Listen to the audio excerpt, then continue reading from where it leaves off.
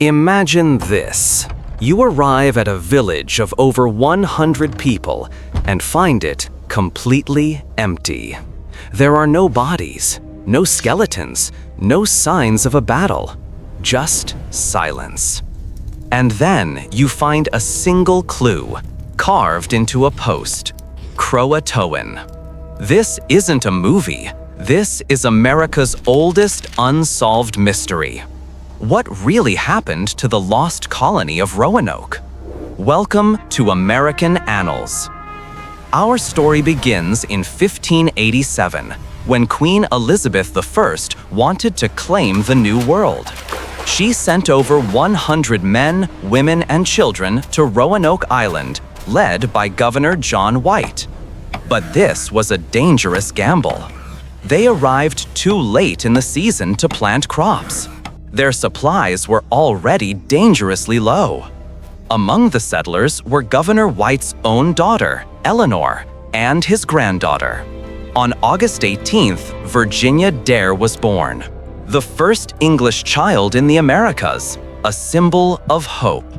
But hope quickly turned to desperation. The colony was starving. They pleaded with Governor White to sail back to England, a 3,000-mile journey, and beg the Queen for help. It was a terrible choice. He would have to leave his entire family behind. He finally agreed, promising to return as soon as possible. He left them with a plan.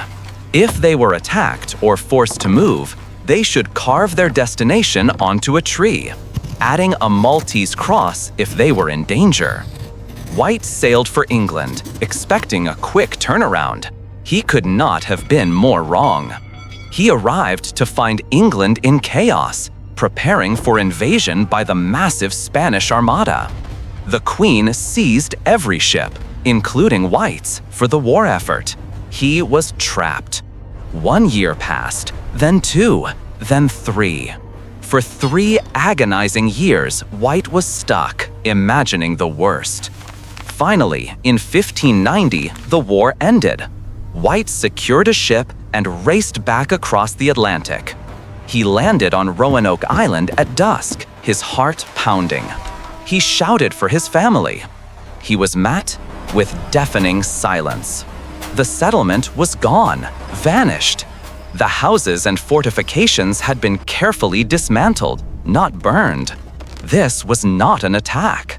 But where did they go? He searched frantically for the sign. He found it, carved into the main fort post, clear as day: Croatoan. There was no Maltese cross. This meant they had left willingly, not in danger. Croatoan was a nearby island, home to a friendly tribe. White was overjoyed. They were alive. He prepared to sail to Croatoan the next day. But a massive hurricane, a nor'easter, suddenly struck. The storm was so violent it nearly destroyed his ships and forced his crew to return to England. He was defeated.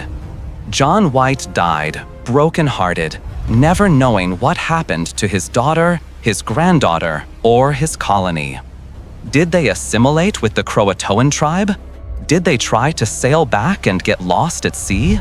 Or did a darker fate, like disease or a different tribe, find them first? The mystery remains.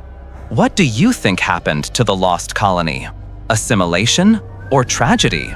Let us know your theory in the comments. Subscribe to American Annals.